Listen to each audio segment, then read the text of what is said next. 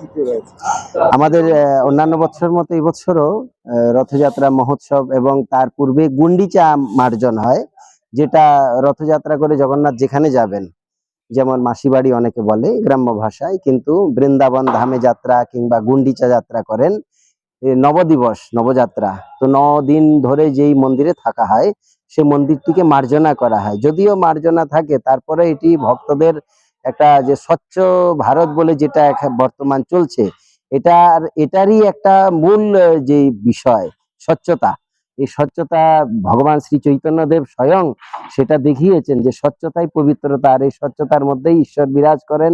আর এই স্বচ্ছতা যে যতটা স্বচ্ছতা করবে তার হৃদয় মন্দির ততটা স্বচ্ছ হবে, পবিত্র হবে। চৈতন্য মহাপ্রভু এটা দেখিয়েছেন গুন্ডিচা মার্জন।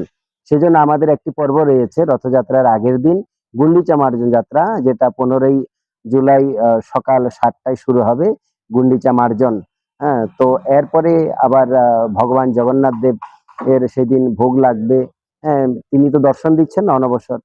তারপর বিকেলবেলা নেত্র উৎসব জগন্নাথ দেবের রথের আগের দিন যেটা হয় 15 জুলাই বিকেলবেলা নেত্র উৎসব, যেটাকে নব যৌবন উৎসব বলা হয়। কেন? ভগবান এতদিন অসুস্থ ছিলেন, সুস্থ হলেন ভক্তগণের সেবা দ্বারা, এবং তিনি সুস্থ হয়ে বিশ্রাম নিলেন। এবার হৃষ্টপুষ্ট হয়ে প্রভু খুব সুন্দর ভাবে তিনি নবযৌবন রূপে তিনি প্রকাশিত হবেন। সেই নবযৌবন উৎসব হয় রথের আগে। নবযৌবন উৎসবের পর এইবার সেই দিন অন্যান্য দিনের মতো সন্ধ্যা আরতি, ভোগরাগ আদি হয়, শয়ন হয়। রথের দিন বিশেষ করে মঙ্গল আরতি আদি সকালবেলা, রথযাত্রা মহিমা পাঠ হয় সকাল 6টা থেকে 7টা পর্যন্ত। তারপরে রথযাত্রার বিশেষ প্রস্তুতি চলবে। রথকে আমাদের রাস্তার সামনে নিয়ে যাওয়া হবে, সেখানে রাজমার্গেতে ভগবান আরূঢ় হবেন, ভগবান বসবেন। হ্যাঁ, তারপরে রথযাত্রাকে কেন্দ্র করে রথযাত্রার পর আমাদের এখানে ধর্মসভা হয়। ধর্মসভা শুরু হবে, আপনারা এই ধর্মসভায় আসতে পারেন। হ্যাঁ, সকলকে আমি আহ্বান জানাবো এই চ্যানেলের মাধ্যমে আপনারা ধর্মসভায় অংশগ্রহণ করবেন। এখানকার যিনি প্রেসিডেন্ট আচার্যদেব, হ্যাঁ, অখিল ভারতীয় শ্রী চৈতন্য গড়িয়া মঠের যিনি বর্তমান আচার্যদেব, এবং নবদ্বীপ ধাম, পুরী ধাম, বৃন্দাবন ধাম, এইসব ধাম থেকে বহু সাধু সন্তজন আসবেন এখানে। হ্যাঁ, আগামী 18 তারিখ। তো 18 তারিখ থেকেই এখানে ধর্মসভা শুরু হবে। তা আপনারা সবাই এই ধর্মসভায় যোগ দিবেন। 5 দিন ধর্মসভা চলবে, আবার পুনর্যাত্রা আমাদের হবে জগন্নাথের। এখানে বিশিষ্ট দিনে বিশিষ্ট ব্যক্তি বর্গগণ রয়েছেন। ধর্মসভার প্রথম দিন থাকবেন আমাদের ত্রিপুরা রাজ্যের মহামান্য রাজ্যপাল মহোদয়, তিনি এখানে উপস্থিত থাকবেন। এবং দ্বিতীয় দিবসে আমাদের ত্রিপুরা রাজ্যের মাননীয় মুখ্যমন্ত্রী ডক্টর মানিক সাহা মহোদয়, তিনি উপস্থিত থাকবেন। এবং আরো অনেক ব্যক্তিবর্গগণ রয়েছেন সমাজের, তারা বিভিন্ন দিনে প্রধান অতিথি রূপে, বিশেষ অতিথি রূপে কিংবা প্রধান বক্তা, বিশেষ বক্তা রূপে তারা এখানে উপস্থিত থাকবেন। হরে কৃষ্ণ, জয় জগন্নাথ। শ্রী জগন্নাথ জি মন্দিরে শ্রী রথযাত্রা মহোৎসব সনাতনী একটি অনুষ্ঠান, যেটি সকল সম্প্রদায়ের সকলের প্রতি, জাতপাত নির্বিশেষ, ধনী দরিদ্র উচ্চ নিচ সবারই জন্য এটি একটি অনুষ্ঠান, বিশেষ রাষ্ট্রীয় স্তরের। এই জন্য আমরা বার্তা দিতে চাই যে ভুলি ভেদা ভেদ গান, হও সবে আগুয়ান, সাথে আছে ভগবান, হবে জয়।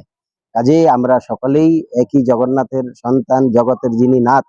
জগতে যত প্রাণী আছে, যত জীব জগৎ আছে, যত মনুষ্য আছে, সকলেই জগন্নাথ এর, যে মানে যে না মানে সকলেই তার দাস।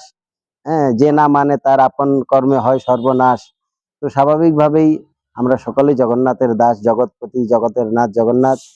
সেই বার্তাই আমরা দিতে চাই যে আমরা যেন জগন্নাথ যেরকম পতিতকে পাবন করার জন্য, যারা পিছিয়ে পড়া, যারা মন্দিরে প্রবেশ করতে পারে না, যারা মন্দিরে আসতে পারে না, এই যে একটা নিয়ম, জগন্নাথ এই নিয়মটা ভেঙে তিনি পতিত পাবন যাত্রা করেন। এই জন্য এই রথযাত্রা আর একটা নাম হলো পতিত পাবন যাত্রা। তিনি পতিতকে পাবন করার জন্য তিনি আমাদের প্রতি বার্তা। কি কর্মসূচি রয়েছে?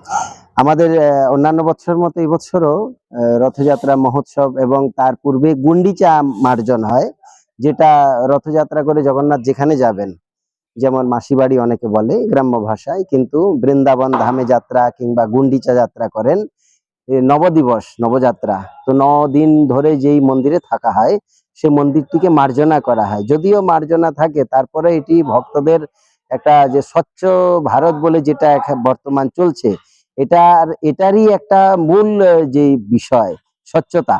এই স্বচ্ছতা ভগবান শ্রী চৈতন্যদেব স্বয়ং সেটা দেখিয়েছেন যে স্বচ্ছতাই পবিত্রতা, আর এই স্বচ্ছতার মধ্যেই ঈশ্বর বিরাজ করেন। আর এই স্বচ্ছতা যে যতটা স্বচ্ছতা করবে, তার হৃদয় মন্দির ততটা স্বচ্ছ হবে, পবিত্র হবে। চৈতন্য মহাপ্রভু এটা দেখিয়েছেন গুন্ডিচা মার্জন। সেজন্য আমাদের একটি পর্ব রয়েছে রথযাত্রার আগের দিন, গুন্ডিচা মার্জন যাত্রা, যেটা 15ই জুলাই সকাল 7টায় শুরু হবে, গুন্ডিচা মার্জন। হ্যাঁ, তো এরপরে আবার ভগবান জগন্নাথ দেব এর সেদিন ভোগ লাগবে। হ্যাঁ, তিনি তো দর্শন দিচ্ছেন না অনবসর। তারপর বিকেল বেলা নেত্র উৎসব, জগন্নাথ দেবের রথের আগের দিন যেটা হয় 15 জুলাই বিকেল বেলা নেত্র উৎসব, যেটাকে নব যৌবন উৎসব বলা হয়। কেন? ভগবান এতদিন অসুস্থ ছিলেন, সুস্থ হলেন ভক্তগণের সেবা দ্বারা, এবং তিনি সুস্থ হয়ে বিশ্রাম নিলেন। এবার হৃষ্টপুষ্ট হয়ে প্রভু খুব সুন্দরভাবে তিনি নবযৌবন রূপে তিনি প্রকাশিত হবেন। সেই নবযৌবন উৎসব হয় রথের আগে। নবযৌবন উৎসবের পর এইবার সেই দিন অন্যান্য দিনের মতো সন্ধ্যা আরতি, ভোগরাগ আদি হয়, শয়ন হয়। রথের দিন বিশেষ করে মঙ্গল আরতি আদি সকালবেলা, রথযাত্রা মহিমা পাঠ হয় সকাল 6টা থেকে 7টা পর্যন্ত। তারপরে রথযাত্রার বিশেষ প্রস্তুতি চলবে। রথকে আমাদের রাস্তার সামনে নিয়ে যাওয়া হবে, সেখানে রাজমার্গেতে ভগবান আরূঢ় হবেন, ভগবান বসবেন। হ্যাঁ, তারপরে রথযাত্রাকে কেন্দ্র করে রথযাত্রার পর আমাদের এখানে ধর্মসভা হয়। ধর্মসভা শুরু হবে, আপনারা এই ধর্মসভায় আসতে পারেন। হ্যাঁ, সকলকে আমি আহ্বান জানাবো এই চ্যানেলের মাধ্যমে, আপনারা ধর্মসভায় অংশগ্রহণ করবেন। এখানকার যিনি প্রেসিডেন্ট আচার্যদেব, হ্যাঁ, অখিল ভারতীয় শ্রী চৈতন্য গৌড়ীয় মঠের যিনি বর্তমান আচার্যদেব, এবং নবদ্বীপ ধাম, পুরী ধাম, বৃন্দাবন ধাম, এইসব ধাম থেকে বহু সাধু সন্তজন আসবেন এখানে। হ্যাঁ, আগামী 18 তারিখ। তো 18 তারিখ থেকেই এখানে ধর্মসভা শুরু হবে। তা আপনারা সবাই এই ধর্মসভায় যোগ দিবেন। 5 দিন ধর্মসভা চলবে, আবার পুনর্যাত্রা আমাদের হবে জগন্নাথের। এখানে বিশিষ্ট দিনে বিশিষ্ট ব্যক্তিবর্গগণ রয়েছেন।